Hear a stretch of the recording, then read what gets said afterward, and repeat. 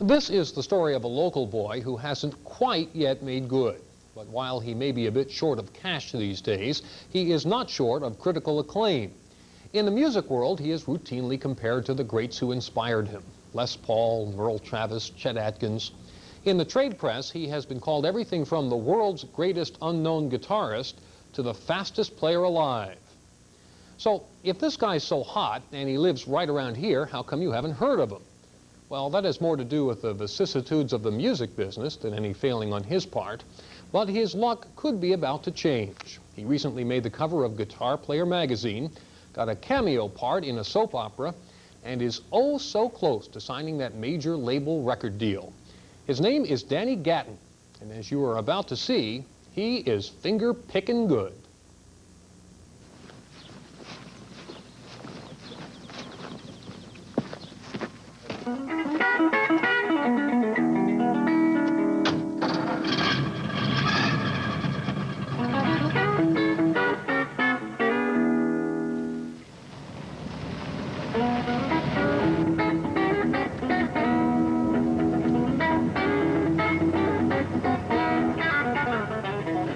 I really didn't pursue the musical career the way you're supposed to, because I kind of have a serious car addiction.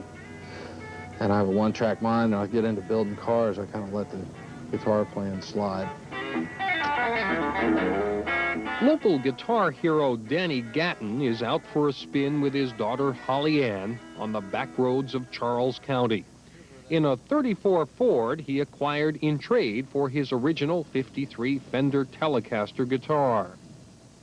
He figures the car's worth about 18 grand, and he got the better end of the deal.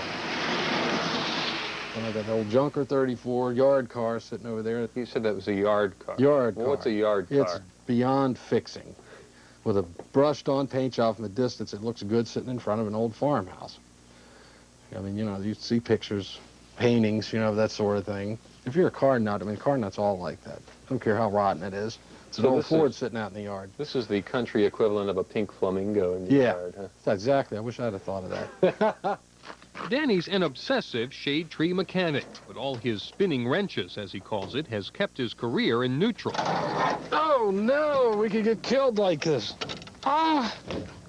Danny claims that in the clutch, he forgot to get a tape to John Fogerty, who was considering adding Gatton to his tour. He was just too busy fixing an antique.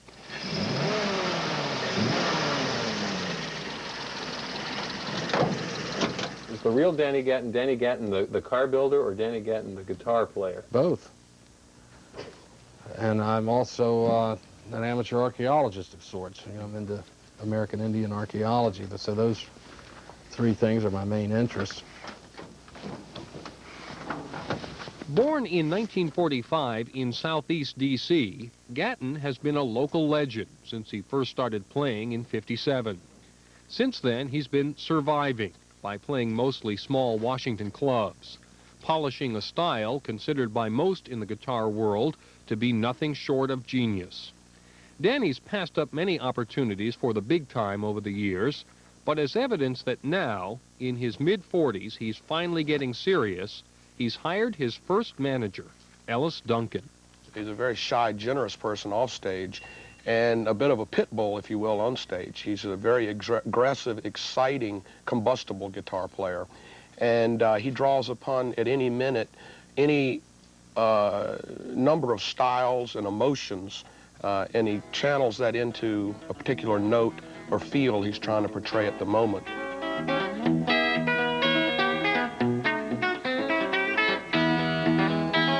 And that's kind of like Chet Atkins style, in a way, because you're playing the bass line and the high thing, too.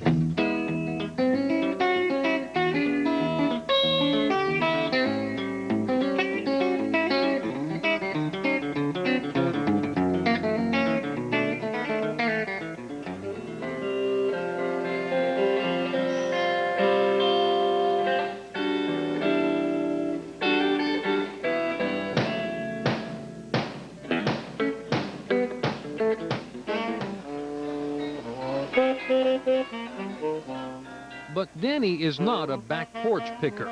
He performs only with a band, not solo. He says he needs to feel the power of the music.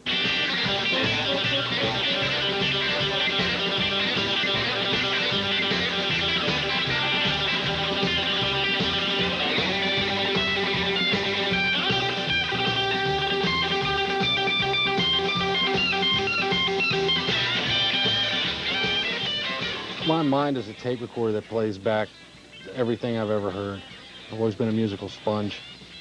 I can copy other people's styles real close, but somehow or another, it always winds up sounding like me even when I try to do them.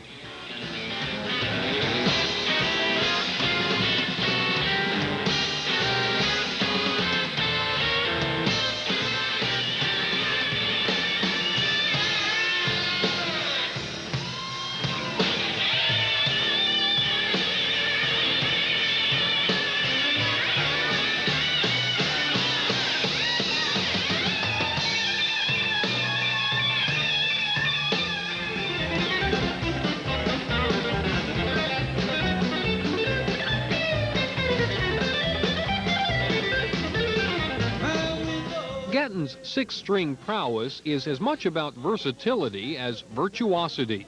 He can easily slide from screeching rockabilly to smoky blues to western swing. I mean, I'm not in this for an ego trip, you know. I just like to play music with my friends and make people happy. You know, I'm not out searching stardom for the trip of being a star. I really don't want that. I mean, I've got it. That's the thing you have to do in order to be successful at this, but it makes me uncomfortable, but I'll do what I have to do.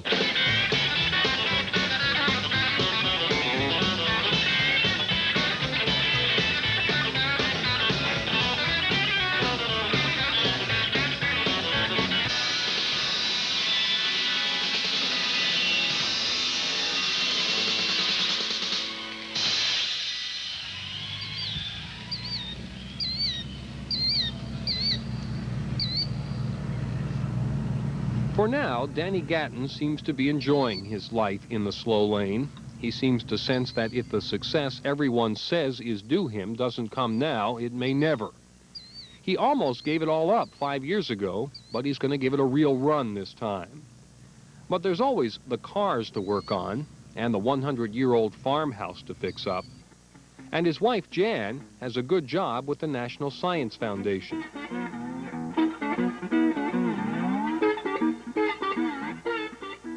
I'd like to live comfortably, you know, play music 6 months out of the year and record 3 months and take off 3 months. That's the ultimate goal.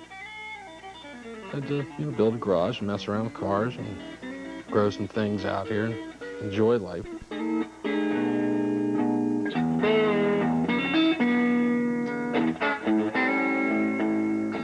I just hope that Danny doesn't go the way of a lot of great artists that never achieved the fame that they deserved during their lifetime. You know, they're the Van Goghs and so that passed away before they ever sold a painting. And I just want to make sure that Danny is out there and he's heard and he receives the acclaim that he deserves.